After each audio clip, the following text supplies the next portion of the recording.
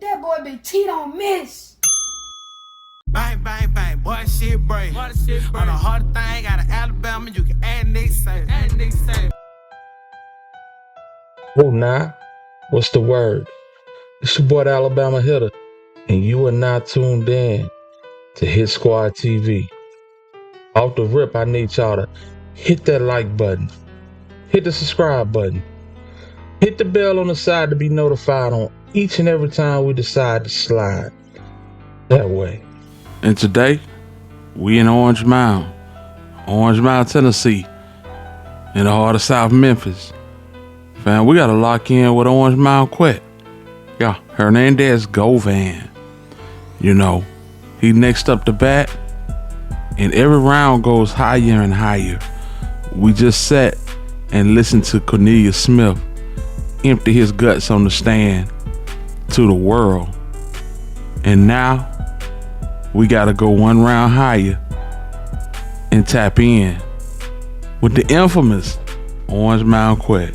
Man, can you let the world know where you come from, man? Where I come from? Yeah, man, where you from, man? What city you from, man? Come on, man.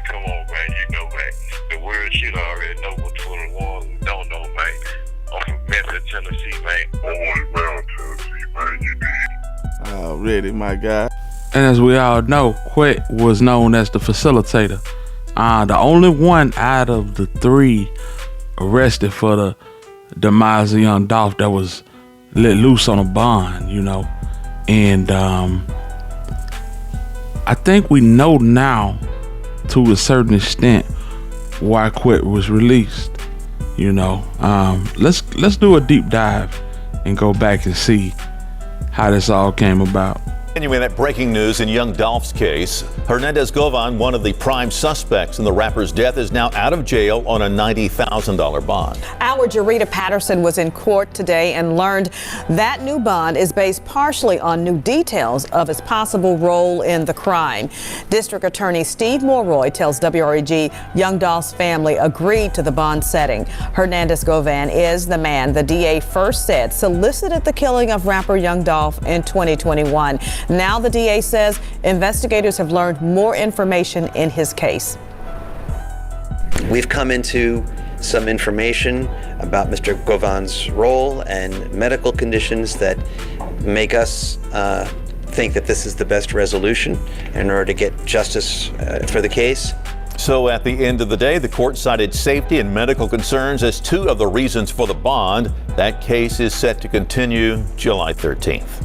And I could be wrong on this, but I really believe that the information that they got that set him free was the information that he gave them pertaining to Big Jook, you know. And as a goodwill favor, they released this man on bond. But as he has been out on bond, he has been moving footloose and fancy free, doing whatever, whenever, however he wants to do it. Everything from giving interviews to, you know what I'm saying, traveling out of state. You know, Quet don't have no boundaries. He just do as he pleases. And it leads you to believe that, you know, he must have some jaw-dropping information for him to be moving as defiant as he is. You know, D4 had to admonish this dude several times with no results. You know, he doing what he doing, and it don't matter to him. Everybody saying that you know Raven from the cookie shop, from Makita's Cookie. Oh, man, hey, what's the old saying? Stan G, believe half of what you see and none of what you hear, man. Raven walked in front of me right now and slapped the shit out of me. I wouldn't know who that lady was. You know what I'm saying? You know, I ain't never. All the bloggers after you just threw it out the window. You ain't never seen no Raven in your life. Man, and look, I don't know that lady, man. I ain't never met her. I ain't never been to the cookie shop with none of that goofy shit. I don't have to tell you how serious these charges are. I know I don't even have to go back through that. Okay? I also shouldn't have to remind you that you're out on a bond and the court has put you under some real serious or some real tight stipulations. Yes, ma'am. At this point, the court feels like you're playing fast and loose with the court and these stipulations. And I don't like that. You have filed a motion with your attorney asking me to review your bond conditions. And before we could ever do that, I get a message from a concerned citizen that you're out doing interviews. Whether you're talking about this case or not, you're doing interviews. And the court doesn't like the fact that you feel free enough to do interviews. Because what could be happening is that you could be in jail. And it's a whole lot easier to supervise you there. But you've been given the opportunity to post a bond with bond conditions, and you're not doing those things you need to do.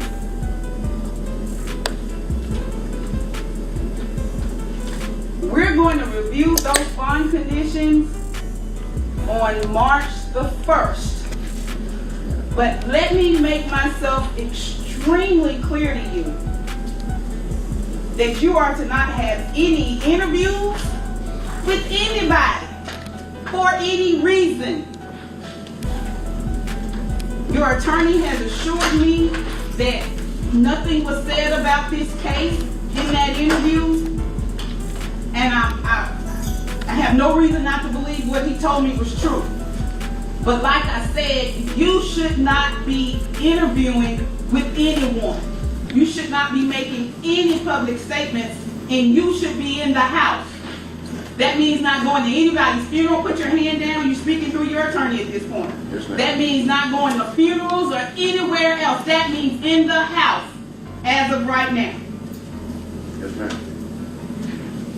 And about you not showing up on yesterday or showing up and then leaving because your counsel thought it was appropriate to allow you to go home because you were getting a barrage of phone calls, that's neither here nor there. When you're supposed to be here, you're supposed to be here.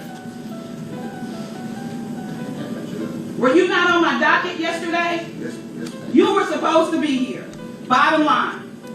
And I thought I was. He instructed me not to come. I was. Like I said, you are supposed to be here. Whether your attorney is here or not, you should be here. Yes, ma'am. Do you understand that? Yes, ma'am. Do you understand what house arrest means as of this point? Yes, ma'am. I'll see you back here on March the 1st, sir. All right, thank you. Please don't give me any reason to revoke this bond. All And right. then we won't even have to have this conversation. Yes, ma'am. March 1st. Few moments later. Just in from DeSoto County, one of the suspects in the young Dolph case has been arrested in a separate case in South Haven. According to the DeSoto County Sheriff's Office, Hernandez Govan was booked Sunday, but we're told he's already bonded out. He's accused of stalking, making threats, driving with a suspended license, and having an improperly mounted tag. Govan is currently awaiting trial here in Shelby County on charges connected to the 2021 murder of rapper Young Dolph. And this is why we side-eye Hernandez Govan, because he has been having his way. If anybody in this whole case has had motion, oh yeah, Quet didn't have big motion. You understand what I'm saying? And every time he comes into the long arm of the law, he somehow squeezes his way out. You know what I'm saying? But this case is supposed to be ramped up in November when, first of all, Straight Drop gets his official sentencing, and second of all, when Quet goes to trial. Because during Straight Drop's trial, we never got a chance to hear from Hernandez Govan. There's a lot that you should know that you don't. Because there's a material witness that should have been called by the state that wasn't called. Hernandez Govan.